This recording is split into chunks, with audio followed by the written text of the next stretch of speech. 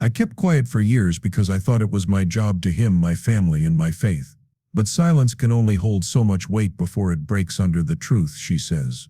Her voice steady but full of emotion. The world admires this man, and I used to admire him too. But what happens when the person you thought you knew turns out to be someone else? For too long I ignored the signs, ignored the whispers, and justified my actions, but now I can't carry this load any longer. What secrets did Pastor John Gray hide, and why did his wife choose this time to tell them? It's time for the truth to come out. Watch this space to find out the story that has been hidden for decades. As one of the most dynamic and charismatic preachers of his time, Pastor John Gray rose to fame with his powerful sermons and motivational speeches.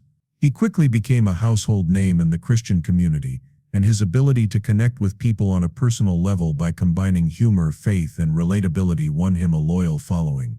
As the leader of a growing congregation, John Gray had a huge impact on people outside of church. His televised sermons, books, and social media posts reached millions of people around the world. He seemed like the perfect spiritual leader and family man. He talked a lot about love, faith, and commitment, and he often used his wife and kids as examples of God's blessings in his sermons. Because he was known for being a loving husband and father, he became a role model for many Christians. He preached messages of hope, abundance, and divine favor through the prosperity gospel movement.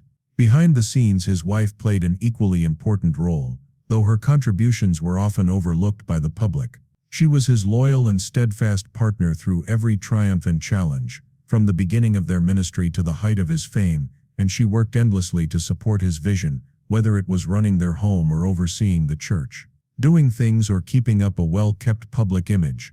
She made a lot of sacrifices, but the demands of their public life started to get to her. As her husband's fame grew, so did the pressure to put on a perfect front for the world. While she smiled for cameras and greeted churchgoers with grace, her private problems were getting worse. It was getting harder to balance the expectations of the congregation with the realities of her personal life. She started to see cracks in the foundation of what seemed to be a strong marriage. A wonderful life with small flaws. Over time, her husband's unexplained absences and times of emotional distance made her question the man she had built a life with. These doubts were made worse by the expectations placed on her as the pastor's wife. She had to support and remain silent even when her heart was full of unanswered questions. As the years went by, her inner conflict grew. How could she balance the public image of her husband as a spiritual leader with the private realities she was starting to face? Her faith in God and her loyalty to him were put to the ultimate test, causing her to face the difference between the life she lived and the one she showed the world. Signs of trouble started to show slowly, like small cracks in a structure that seemed impossible to break. People in the congregation noticed that she wasn't at a few big events where she had always stood proudly by his side. When she did show up, her smile seemed forced and she was less outgoing than usual. These small changes in her behavior, along with cryptic comments made in casual talks, led to a lot of quiet speculation in the congregation. There were rumors that the couple was having trouble getting along, but no one was brave enough to say anything in public. The truth was much more unstable than anyone had thought. She found something that would make everything different, a folder hidden in a desk drawer with financial records that didn't match up with the church's official books. The papers gave hints of expensive spending and questionable transactions that raised serious concerns about the honesty of their shared ministry. Her suspicions grew when she found a bunch of personal texts on his phone. These weren't just friendly conversations, they had betrayal undertones that hit her hard. The man she had put all her trust in, the father of her children, and her spiritual partner, was hiding a side of himself she had never thought possible. The breaking point came during a heated argument, when she told him what she had found. He tried to brush her off, but she was serious. His vague answers made her feel even more betrayed. The argument got worse, and spiritual problems arose. For the first time, she had to rethink her role as his wife and as a partner in a ministry that now felt tainted. The realization hit her like a tsunami. The life she had built and the man she had stood by were not what they seemed to be. It was at this important moment that she started her journey to find the truth and get her voice back. The revelation was life-changing for both her and the community that had complete faith in their spiritual leaders. It all started when she decided to face the truth head-on, not wanting to keep quiet about the troubling facts she had found. When she talked about financial mismanagement, she said that church funds given by loyal members had been used for personal luxuries like expensive designer clothes, trips to exotic locations, and business ventures that were never made public. The proof was clear. Bank statements, invoices and receipts that showed extravagant spending that was very different from the church's mission.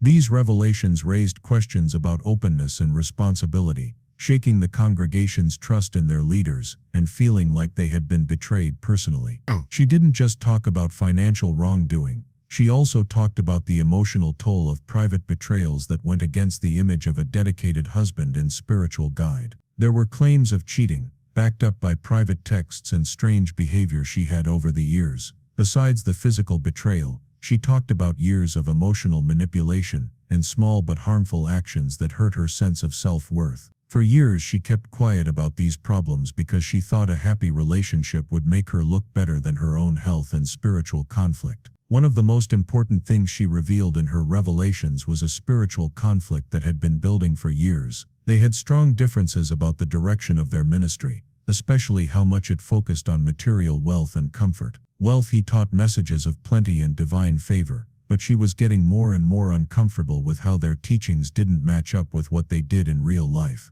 Focusing on money seemed to take away from the core values of faith, service and humility that had drawn her to ministry in the first place. She didn't speak out of anger. She did it because she wanted the truth and to be held responsible. She thought the community deserved to know the truth behind the mask, even if it meant revealing her own risks and weaknesses. The revelations made them think, not just for their ministry, but for everyone struggling with the difficulties of being a faith leader and being honest with oneself. The revelations sent shockwaves through the church, causing an instant and intense response from the congregation that lasted for years. It was shocking when Pastor John Gray's alleged wrongdoings were made public. His followers were left with a mix of disbelief, anger, and sadness. The news sent shockwaves through the church. The congregation quickly split into two groups. On one side were defenders, devoted followers who refused to believe the accusations. They pointed to his years of service, his charismatic preaching, and the many lives he had touched. This was a test of their faith and of their leaders' strength.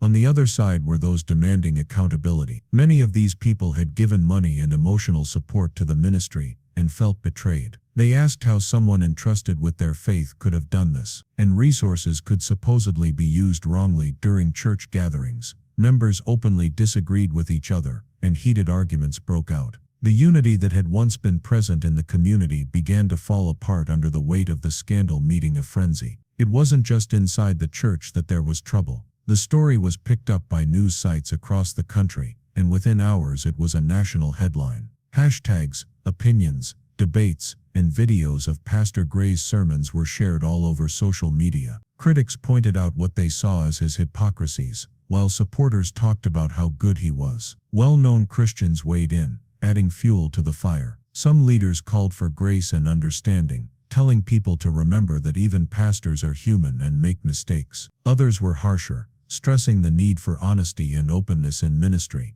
The scandal sparked larger conversations about the responsibility of religious leaders and the role of wealth in society. These days, churches, as a result of the scandal, Pastor John Gray's wife was the subject of a lot of attention. The public's reaction was a bittersweet vindication, sign that the TR had unlocked Pastor John Gray's response. When the allegations came out, everyone was waiting with bated breath for Pastor John Gray's response. He was known for being eloquent and able to connect with his audience, and his response was sure to shape the story surrounding the scandal. The sanctuary was packed with people eager to hear his side of the story. His voice, which is usually strong and sure, had a tone of vulnerability to it. He began to look around the room and say, "I stand before you today not as a perfect man but as one who has stumbled." In a statement, he denied some of the most serious accusations, especially those of financial mismanagement. "Every penny that has come into this ministry has been used to uplift God's kingdom," he said, holding up a folder he said contained audited. He admitted that he had some personal problems and that he had let his wife down. "I have let my wife down, and for that I am deeply sorry," he said, his voice breaking. He also tried to shift some of the blame by saying that the pressures of ministry and public scrutiny had caused cracks in his personal life. "The weight of leading this church and being a public figure is immense. It's a burden I have not always carried well," he admitted. In the weeks after his public statement, Pastor Gray announced a series of changes meant to rebuild trust and fix his relationships. He promised to go to counseling with his wife, stressing their commitment to healing their marriage. "We are taking this time to rebuild what has been broken," he said in an interview within the church. He also made changes to make things more open and honest. A new financial oversight committee was set up, and he promised regular reports on how much the ministry was spending. "This church, God and his people own it, and they should know how it works." Despite his efforts, he said, responses were mixed. Some people in the congregation praised how humble he was and how willing he was to make things right,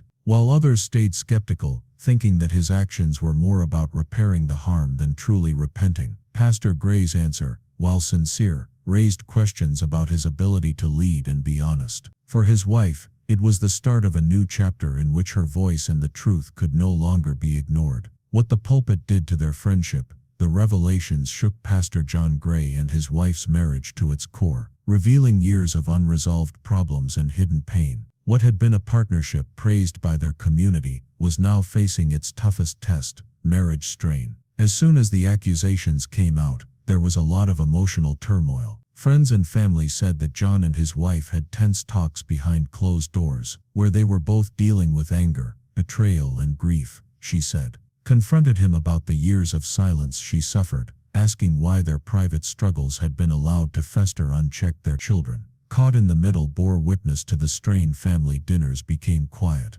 affairs the air thick with unspoken words. "This isn't just about us," she told him during one particularly emotional moment. "It's about the legacy we're leaving for our children." And this church, the public scrutiny, added another layer of pressure. Supporters and critics bombarded their social media accounts, with some urging her to leave, and others calling for forgiveness.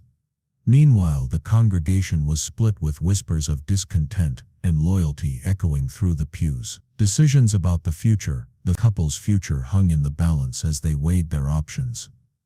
At one point it looked like they were going to have to split up. His wife was said to have told close friends that she was thinking about leaving the marriage and the ministry because she needed to find herself again. However, their shared faith became a driving force in their relationship. Making choices. After weeks of therapy and prayer, they agreed to step back from public life to focus on their relationship. In a joint statement, they said, "We are committed to seeking healing for ourselves, our family, and our church. This is a journey, not a quick fix." As part of their efforts to get back together, they changed their roles in the ministry. She became a more visible leader, focusing on community outreach and openness, while John focused on spiritual renewal. They promised to rebuild trust. It was still unclear whether or not their efforts would succeed in the end, but for now they chose to face the future, no matter how hard the journey might be. As she put it, strength isn't about never falling, it's about rising every time you do. And sometimes the hardest thing is just being honest with yourself.